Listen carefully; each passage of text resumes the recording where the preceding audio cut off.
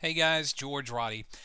Okay, this video is on Texas tax lien leads. Now, I briefly talked about tax liens in a previous video under pre-foreclosures in this in this lesson or this module, but I might spend a few minutes and actually show you some leads and just kind of go through some nuances of how I use these leads and how I go after these people and just kind of a little bit of background music. First things first, these leads, just like the trustee sale leads, come out 21 days before the auction.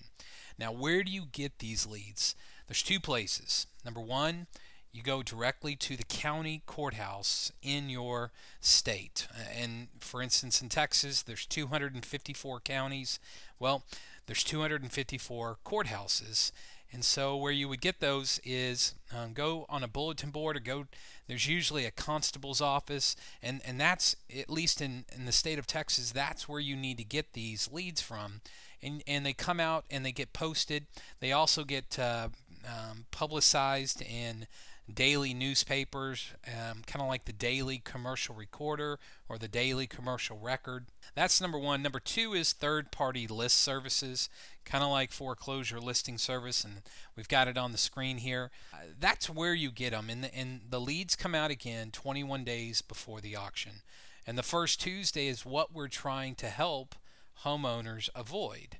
These people, just to kind of let you know, these people are delinquent on their property taxes or their ad valorem taxes. If they don't do something, if they don't file bankruptcy, if they don't bring the delinquency current, then the sheriff or constable is going to carry out the foreclosure. I wanted to show you what these leads look like, and it's just another lead source that Tim and I want you to think about implementing into your motivated seller leads. I'm on the foreclosure website, the foreclosure listing services website. I'm going to click on Sheriff's List. It's going to ask me, do you want Central Texas or North? Let's just click on North Texas. Alright guys, so we're on the sheriff's or constable sale leads list. Now the first thing you need to do is I want to focus on the headers up here. We've got the ID and MAPSCO, plaintiff, defendant, and case number. The plaintiff is City of McKinney, Collin County CCD, which is abbreviated for community college, and then McKinney Independent School District. That is the person who is suing. Okay? The defendant is the person being sued. So that's who is losing their house or scheduled to lose their house or property in the next couple weeks. And this is the person that you guys need to key in on. Simon Serrano, and then it says and Bayview Loan Servicing LLC. And then you have, and I'll come back to that here just in a minute, and then you have the case number, and it's 401, and it gives you and it ends in 2010. This is 2010, 2009. That's when the actual case was filed with the district clerk. Now, let me come back here. It says and Bayview Loan Servicing LLC in rem only. What this tells me is if you see that there is someone besides an individual, like a mortgage company or the IRS, that typically means that there's a loan involved in this, meaning there's a loan on the property.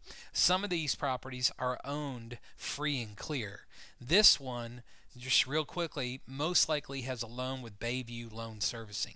So if you were to buy or communicate or market to this Simon Serrano, and he's willing to sell you the house, we're going to have to satisfy this Bayview loans, which would make this deal maybe unattractive if you have to pay Simon and Bayview off.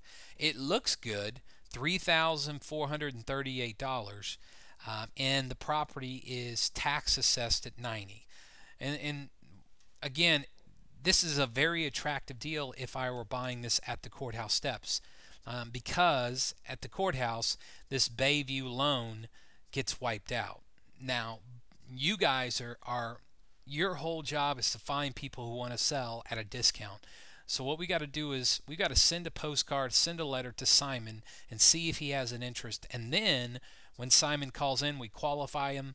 We figure out how many liens he has, what's the minimum he'd be willing to take, and we go from there. We write up the contract and see if we can assign it.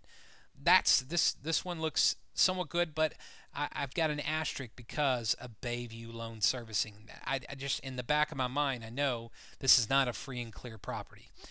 Number two, this one is Farmersville Independent School District, Collin County, and Collin County Community College. And then here are all Lou Anderson Bleem, J.A. Roberts deceased, and all known and unknown heirs. There is a lien holder, or it's saying that it doesn't know. Well, basically what it's saying is all known and unknown heirs, lien holders. J.B. Gilbert is a lien holder. So J.B. Gilbert must have some type of note or mortgage on this. And again, before the sale, we have to satisfy or pay off notes, whereas at the auction, at this tax sale auction, you don't. Let me scroll down and keep on looking. So what I'm looking for are properties that have high equity, 312 and 16. This is a warehouse. And let me come back up real quick. You've got the address, the address and judgment amount. So 1301 Hamilton Street, and then the judgment amount. You've got the class, YOC means year of construction, and improvement square feet. And then you have the legal description and assessed value. So now we know, we've gone over our table or our headers. Now we start scrolling down. We come down to this one, McKinney ISD, Collin County, and Collin County Community College. They're suing Randall Tucker LP et al. Et al is Latin for and others. So again, is it worth 50 cents for you to send a postcard or 60 cents to send a letter? Absolutely. This gentleman owns a property, a warehouse built in 1985. The taxes owed are about $16,000, and the property's worth $312. So if this is in your backyard, you absolutely should spend the money. And again, it's only going to be 10, maybe 20 postcards that you send for this lead source. Let's scroll down. Here's another one, a retail building, for 11,138. Scroll down. Now here's the interesting thing. This one says 10,093, right? We're keying in on these two items. But this is what I call, this is a judgment sale. Okay? A judgment sale is different than a tax sale. A judgment sale doesn't, basically a party is suing another party. So Faria LLC is suing Li Feng, aka Li Feng, FNG. And so what happens is, if it's, I'm not saying don't go after this lead, but you need to understand that more than likely there's going to be liens, and sometimes those liens add up to be more than the property's worth. So what I usually focus on are tax liens, not judgments. This is a judgment. This is a judgment. That's a tax lien. This is a tax lien. These two are tax liens right here, and these two are judgments. I typically will not market to judgments. I typically will market to high equity tax liens, like 16 and 21. I wouldn't market to that one. 10 and 26, I probably wouldn't market to that one. Even though there is some equity in this one, it's not enough. Scroll down. Frisco ISD, that's a tax lien. 29 and 1,000, that's upside down. So let's just kind of scroll down. Now I'm going into Dallas County. You have 10,031. If this is your backyard, that's 30 cents on the dollar. That's pretty good. Now, I don't know what the condition is, but is it worth sending or mailing a few postcards to Jesse Getters et al. To their address? And, look up 3702 Frank Drive on the appraisal district and find out where their mailing address is. Find out. That's the harder it is to find people, the more opportunity there is for you. Scroll down. Let's come to Garland. You've got City of Garland, and then Centerville Woods. You've got 38,000 on a $600,000 tract of land. So this is land, LAND-C, commercial land. You've got The unknown heirs, or the heirs and the unknown heirs of Jane Black. Again, this is kind of like Tim has talked about in probate. No one's paid for the taxes, so the city of Garland wants their money, and they're taking this property to the auction for $17,000. We need to try to, I think it benefits us to, if this is in your backyard, you need to go by 4427 Vintage Way. Talk to neighbors, check the appraisal districts, find out any information, if you can get to these people before they lose the house at the auction. All right. Here's one, the City of Garland, Garland IST.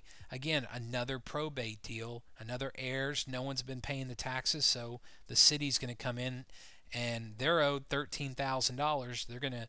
They're gonna sell this property on August 2nd to somebody. I'm just scrolling down. Again, there's not 2,000 of these, but you might just scroll up and down the page. Make sure you focus on tax liens versus judgments. Find the ones that have equity. 3,061. Does that make sense? City of Garland and Garland ISD. So that is ripe and that's rich with equity. That's what I'm talking about. That's really the gist of tax liens. Again, they start trickling in, or they're posted at the courthouse. There's third-party companies like Foreclosure Listing Service that retrieve this public information. We add information to it and sell it as a product, but as a lead source, there's not as many investors that are going after this lead, especially before the auction.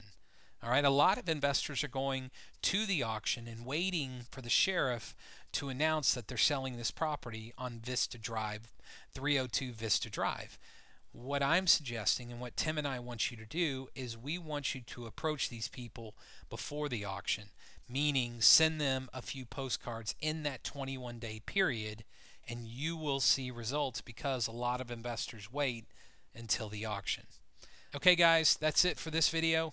We'll see you on the next one.